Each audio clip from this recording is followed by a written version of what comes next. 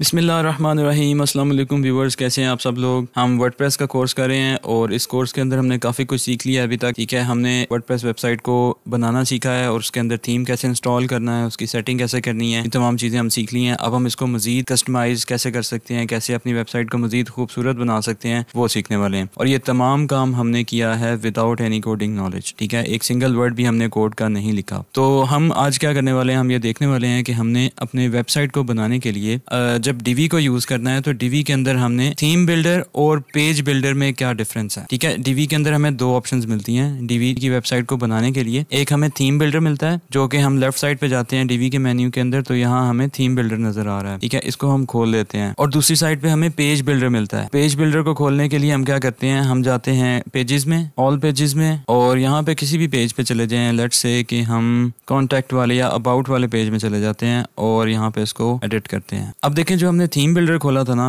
वहां पे हमारे पास ये थीम बिल्डर आ रहा है। ठीक है, थीम बिल्डर के अंदर हमारे पास ऑप्शन होती है कि हम ओवरऑल वेबसाइट के ऊपर जो चेंजेस करना चाहते हैं वो हम करें। जैसे फॉर एग्जांपल आप पूरी वेबसाइट के ऊपर हेडर लगाते हैं। ठीक है, तो हेडर आपका जो ऊपर वाला पार्ट होता है वेबसाइट का, जहाँ पे सर्च बार होती है, मैं आपको एग्जाम्पल दिखा देता हूँ।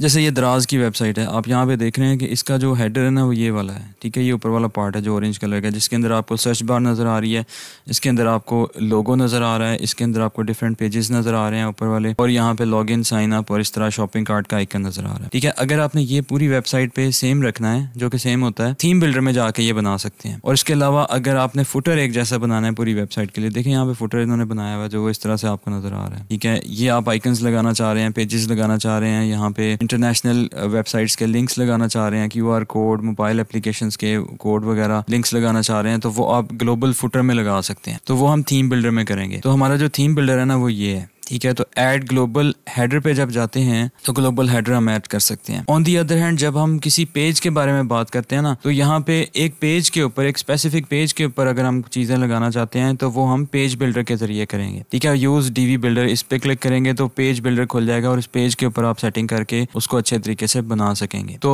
हम पहले क्या करते हैं, थीम बिल्डर पे चलते हैं और मैं आपको ग्लोबल हेडर ऐड करके दिखाता हूँ। यहाँ पे क्लिक करें और बिल्ड ग्लोबल हेडर, और अगर आप खुद बिल्ड करना चाहते हैं यहाँ से बिल्ड करेंगे। अगर आपने लाइब्रेरी में डाउनलोड किया हुआ है तो आप उसको यहाँ से करेंगे। ठीक है, इसकी ऑनलाइन लाइब्रेरी से आप यहाँ पे डिफरेंट लेआउट्स डाउनलोड करके इंस्टॉल कर सकते हैं। तो हम ग्लोबल पे जाते हैं, बिल्ड ग्लोबल हेडर पे जाते हैं और कुछ सेकंड्स लेगा ये। आप ये देख रहे हैं कि आपके पास तीन ऑप्शंस आ रही हैं, बिल्ड फ्रॉम स्क्रैच, और या फिर प्रीमेड लेआउट लगाना है या एग्जिस्टिंग कोई लेआउट पड़ा हुआ है तो आप लगा सकते हैं। तो हम बिल्ड फ्रॉम स्क्रैच पे जाते हैं और यहाँ पे अब आप ये देख रहे हैं कि आपके ग्लोबल हेडर के ऊपर आप क्या लेआउट लगाना चाहते हैं। हम ये वाला लेआउट लगाते हैं। लेफ्ट साइड पे हम लोगो लगा लेंगे, दरमियान में हम सर्च बार लगा लेंगे और राइट साइड के ऊपर हम लगा लेंगे social media icons.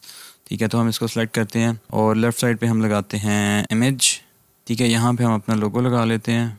Media library के अंदर कुछ चीज़ें पड़ी हुई हैं, ये लोगो पड़ा हुआ है, इसको लगाते हैं यहाँ पे। ठीक है, इसका साइज़ थोड़ा सा छोटा करेंगे, डिज़ाइन में जाके, साइजिंग में जाके इसका जो साइज़ है थोड़ा मुनासिब कर लेते हैं और इसको ओके कर दें। अब ये दरमियान वाले पार्ट में हम लगाते हैं सर्च बार, सर्च। क्या ये सर्च बार आ गई है। ठीक है, अब इसकी जो पोजीशन है वो हम सेट करते हैं। इसके कलर्स वगैरह कर सकते हैं हम यहाँ पे जाके ना, डिज़ाइन में, स्पेसिंग में, बॉर्डर्स, कलर्स, सारा कुछ आप सेट कर सकते हैं यहाँ पे। ठीक है, इसकी बैकग्राउंड वगैरह अगर आपने चेंज करनी है आप कर सकते हैं यहाँ पे। और लेफ्ट साइड पे हम लगाते हैं सोशल मीडिया। ठीक है, अब यहाँ पे सोशल मीडिया के पेजेस आ गए, आइकन्स आ गए, यहाँ से आप और भी ऐड कर सकते हैं। ठीक है, यहाँ से लिस्ट में से सिलेक्ट करें, जैसे फॉर एग्जाम्पल स्काइप है या व्हाट्सएप है, तो हम यहाँ पे ऐड करेंगे तो वो हमारा आइकन आ जाएगा और उसका लिंक आप यहाँ पे डाल देंगे, अकाउंट नेम और जो आप कॉल टू एक्शन लगाना चाहते हैं यहाँ पे आप लगा सकते हैं। तो ये सारी सेटिंग्स आप खुद से एक्सप्लोर करें, ये आपकी असाइनमेंट है, आप खुद से करेंगे।